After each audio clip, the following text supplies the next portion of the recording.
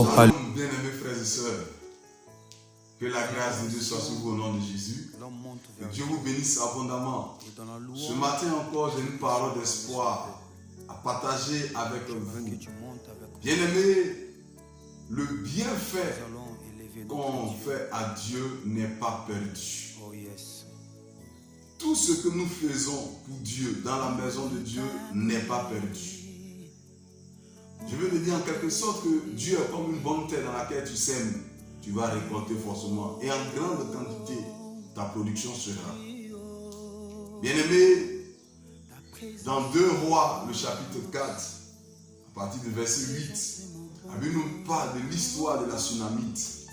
Cette femme, chaque fois qu'Élisée venait à Sunem, elle prenait la peine de l'empresser, de le presser, de le pousser à manger son repas, à manger dans sa maison. Parce qu'en voyant lui, véritablement une qualité, une grâce, une faveur, une onction particulière sur sa vie, elle allait jusqu'à convaincre son mari de pouvoir ménager une maison, une chambre pour lui, et que Élisée puisse demeurer là. Quand il sera à Sunem, bien-aimé a pu le faire. La Bible révèle que Élisée, par l'inspiration de Dieu, va bénir cette femme parce qu'elle n'avait pas d'enfant. Il va proclamer sur elle l'enfantement.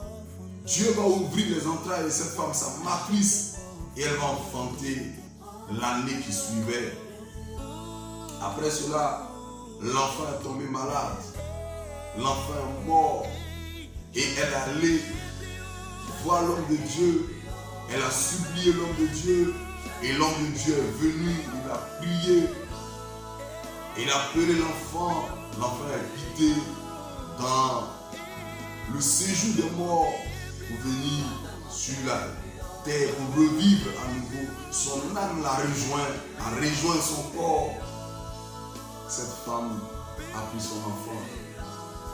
Elle avait fait un bien. Elle a posé un acte. Non seulement lui donner à manger, mais elle allait jusqu'à bâtir une maison, une chambre, à créer une chambre haute, c'est-à-dire en hauteur de leur maison. Elle a mis cette chambre pour le prophète Élisée. Élisée passait avec elle de temps en temps, il passait du temps. Et Dieu, comme quand nous faisons un bien à Dieu, bien aimé, Dieu ne nous laisse pas sans réponse. Il y a toujours un retour, il y a toujours un ascenseur. Quand nous donnons au Seigneur, quand nous posons des actes dans la maison de Dieu, quand nous entretenons la maison de Dieu, quand nous entretenons les serviteurs de Dieu, quand nous entretenons les servantes de Dieu, quand nous posons des actes à l'endroit des enfants même de Dieu, bien-aimé, l'Éternel prend le temps toujours de nous apporter un bien. Élisée faisait l'œuvre de Dieu. Il était désintéressé face à tout. Mais Dieu ouvre des portes et il gagne une construction, une maison à lui à Sunem. Il venait là, à Sunem, pas pour faire n'importe quoi, pas pour faire seulement que le marché, mais il venait aussi pour servir Dieu à Sunem. Et il servait Dieu de façon désintéressée. Dieu aussi l'a béni au travers de cette famille, de la famille de la Sunamite, du foyer de la Sunamite. Dieu l'a béni. Et la femme Sunamite, à son tour, en faisant du bien à l'homme de Dieu, elle l'a fait de façon désintéressée. Parce que quand Élisée a demandé, elle a dit à Géasi, il ne faut pas, quel est le besoin de cette femme? Elle a dit non, ça va pour moi, je suis au milieu d'un grand peuple, ça me suffit. Dieu m'a tellement béni de la richesse. Donc pour moi là, ce n'est pas un problème. Elle était désintéressée, elle a fait cela de façon désintéressée. Mais il y a eu un retour, c'est l'enfantement qui a eu lieu. Dieu a opéré le miracle pour qu'elle ait un héritier, pour qu'elle et son mari soient bénis. Elle allait convaincre son mari. Ne laisse pas la voix du diable te dominer pour ne pas faire du bien à Dieu et à ses serviteurs et à ses enfants. Mais écoute plutôt la voix du Seigneur qui veut qu'en posant un bien à l'endroit de Dieu ou de ses enfants, que tu aies une bénédiction. Et toi qui as posé des actes aujourd'hui de lui, qui pense que les actes que tu as posés c'est en vain, c'est fortuit, laisse-moi te dire, ce n'est pas fortuit pour Dieu. Dieu va te bénir. il y a toujours un retour. Il y a des retombées que Dieu va envoyer dans ta vie, des retombées positives que Dieu va t'envoyer, des récompenses que Dieu va t'envoyer. Bien-aimé, cette femme sunamite a été fortement bénie par Dieu, l'enfantement qu'elle recherchait. Elle n'a pas mis ce besoin, mais Dieu s'est occupé de ça. Quand tu fais pour le Seigneur, quand tu fais des choses pour Dieu, même les besoins que tu ne mets pas devant la table du Seigneur, il s'en occupe. Et il sait tout. Il est omniscient. Dieu est omniscient, il sait tout. Et bien aimé, qu'est-ce que Dieu va faire pour cette femme en plus de l'enfantement, en plus de la résurrection de son enfant? Dieu touche le cœur d'Élisée et il donne une révélation à Élisée. Il dit, il y aura une famine de 7 ans qui arrive. Et Élisée va avertir cette femme parce qu'elle avait commencé à avoir du bris aux yeux de Dieu. Et Élisée l'avertit. Et cette femme part du pays, va se cacher très loin pour ne pas que la famine gagne elle et sa famille.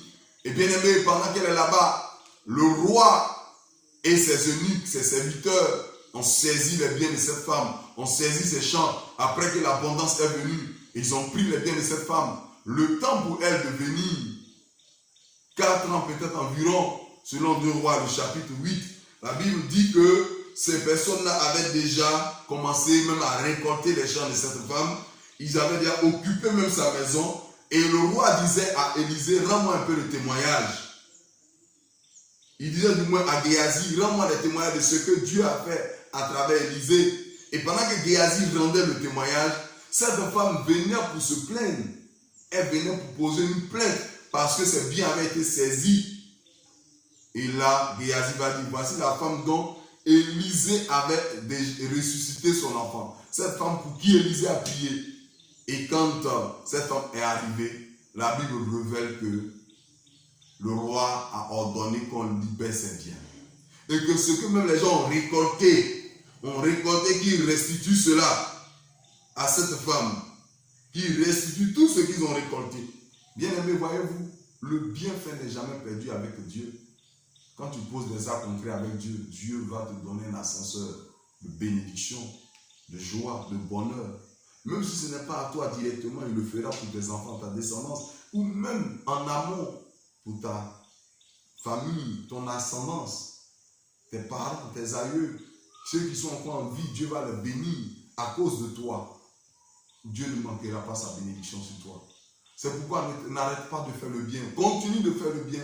Continue de poser des actes de bienfaisance à l'endroit de l'Éternel, dans la maison de Dieu. Continue de servir Dieu, de faire l'œuvre de Dieu. Ne sois pas découragé pour les épreuves que tu es en train de traverser. Ce n'est qu'une épreuve que tu es en train de vivre. Une épreuve appelle une bénédiction plus grande. L'épreuve est comme une vallée par laquelle tu dois passer pour atteindre le sommet de la montagne, pour aller sur une montagne. En 2 montagnes, il y a une vallée. En 2 montagnes, il y a une vallée. Quand il y a une montagne, que tu veux descendre la montagne, tu la descends facilement, tu te rends compte que c'est facile, c'est joyeux, c'est merveilleux, mais tu passes par la vallée. La vallée peut être une plaine, la vallée peut être un oasis, la vallée peut être un marécage, la vallée peut être bien d'autres choses. Peut-être même l'ombre de la mort. Et quand tu passes cette vallée, tu arrives forcément encore à une autre montagne. Et la montagne, quand tu la grimpes, souvent tu sens un peu difficile. Par moments, tu n'es même plus dans la vallée, tu es en train de grimper et tu penses que tu es dans la vallée. Et quand tu arrives au sommet, tu te réjouis encore. Mais laisse-moi te dire, Dieu utilise les épreuves pour t'envoyer au sommet.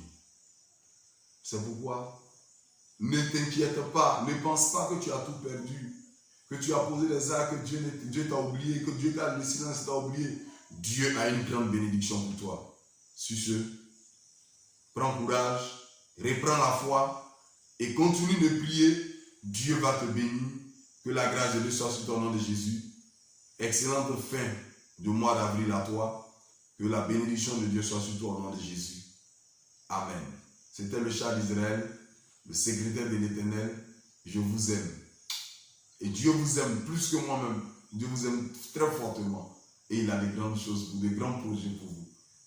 Paix sur vous. Shalom. Dieu bénisse la Côte d'Ivoire.